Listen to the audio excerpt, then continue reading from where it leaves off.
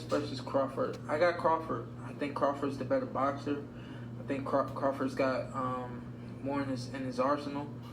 Of course, it's a biased opinion as well, because I am friends with Crawford. But even taking that out of the equation, I just think that Crawford can do a lot. I think he's a problem for anyone out there fighting him, getting in the ring with him. But talking about the fight with Errol Spence and Terence Crawford, I think Terence Crawford wins that fight.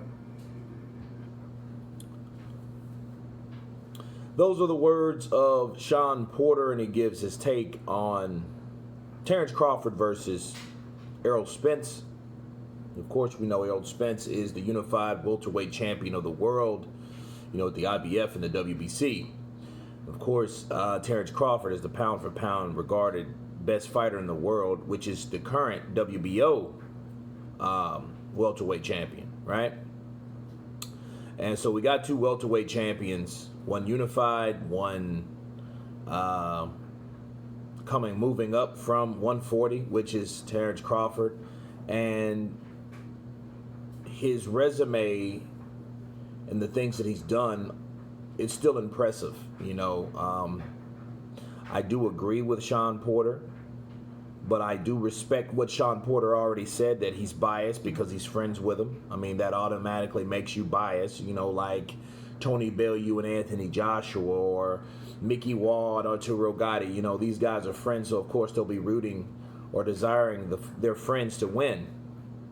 But I think still he made a good account of who he thinks will win, and I think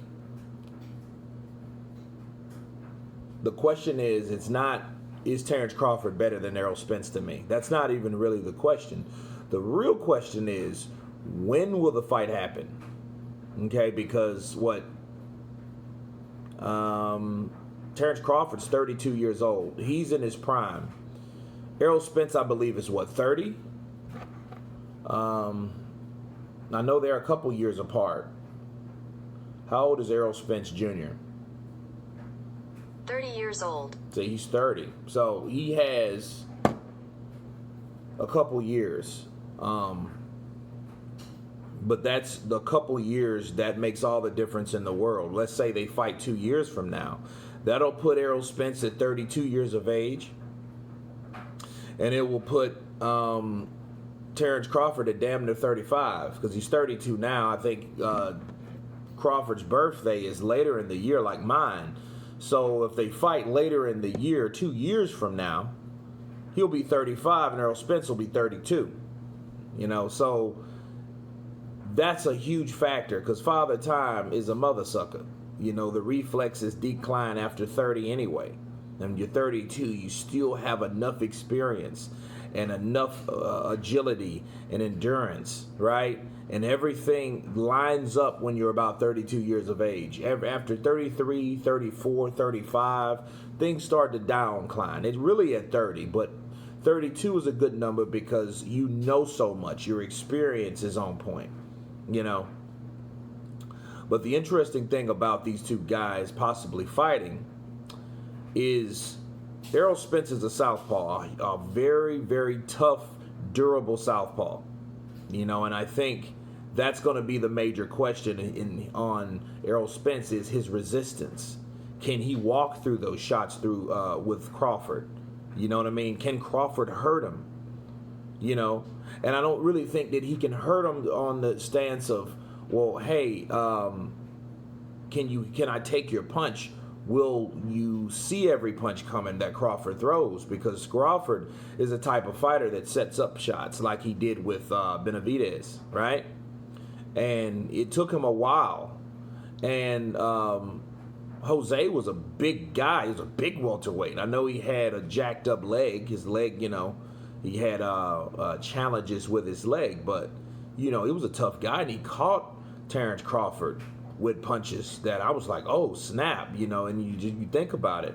How hard of a puncher was Jose Benavidez? So, but he took crisp shots. Him, then, Mean Machine, guys like that, and these are undefeated fighters, mind you. And think about it. Jeff Horn, another undefeated fighter. So a lot of these guys weren't regarded as the best welterweights. But honestly, who are the best welterweights? We don't know that. We won't know that. Why? Jeff Horn never fought Errol Spence or Shawn Porter or Danny Garcia, right? He's on another platform, so we don't know how good he is. Now, if Jeff Horn goes over there and beats a couple of those guys, I know he's at 154, super welterweight now, but if he was to go there and beat a couple of those guys, that makes Terence Crawford's win over him a lot better, doesn't it? Okay, so the welterweight division is not what it seems. So a lot of these guys that Terence Crawford has fought, he doesn't get credit because those guys he beat will never fight the guys that he wants to fight. You know what I mean? Politics are keeping these guys from fighting, and we will never really know who lines up with what. You know, all it is opinion. Oh man, Jeff Horn ain't a good fighter. Well, he's an awkward fighter, and he gave Manny Pacquiao the business. I know older Manny Pacquiao. I think Manny Pacquiao still won, but Manny Pacquiao couldn't do what he normally did with that big guy that roughed him up. You know what I mean? But I would love to see a Jeff Horn, Danny Garcia. You know, Jose Benavidez versus Shawn Porter. You know, fights like that, Mean Machine versus Errol Spence, or any of those other guys. So, you know, it's in the air, but I think eventually this fight has to happen. But the question is, when? Because I know, knowing Al Heyman, knowing what he knows, Errol Spence is a guy that he can make money off of, you know, and if he wants to make him a superstar, Errol Spence is a big guy. He's a big welterweight. So they would wait for that Terence Crawford fight if they're smart. And I know Al Heyman damn sure is a smart person. He is. So they would wait that fight out. You know, wait a year or two. Oh, if the money's right, if the money's right. You keep hearing that. But I think they're waiting because they don't want to put Errol Spence in a situation where he's outclassed. Okay? Because Shawn Porter, he might be a friend of Crawford, right? But he's fought Errol Spence. You know what I mean? So he knows firsthand what Errol Spence has to offer. And it was damn near 50-50. More like 55-45 in favor of Errol Spence. But look at that. You know, look at that comparison. Errol Spence didn't look spectacular fighting Shawn Porter. You know, Shawn Porter gave him the business in a lot of those. And if it wasn't for the knockdown, that would have been a draw. I would have gave it to Shawn Porter, hands down. He was just a busier fighter. He made this guy, the quote-unquote boogeyman, looked normal. Looked like an average fighting guy like everyone else, right? He's just in a lineup. He's not above. He doesn't ascend above anyone. So I think what Shawn Porter's saying is, hey, I've been in there with Errol Spence, and it's nothing really special about him. He's a very good puncher, a very tough fighter, and a very big guy in that weight class. But other than that, is it something special about Errol Spence? You know? And I answer that question. It remains to be seen. But not 2 years from now. That's not going to count.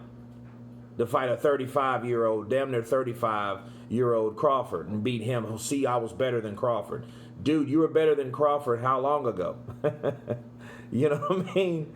When Crawford's damn near 5 years from 40? No, it doesn't work that way. You know, that fight needs to happen now. But those, and this is the opinion of Shawn Porter. You guys tell me what you think about his comments. Of course, please subscribe. And you guys been Counterpunch. Peace.